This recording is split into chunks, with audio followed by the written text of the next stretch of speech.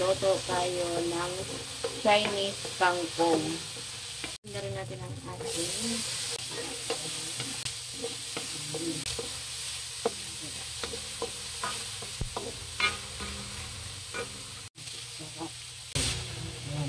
kunti lang lagyan natin oil para hindi magsarang.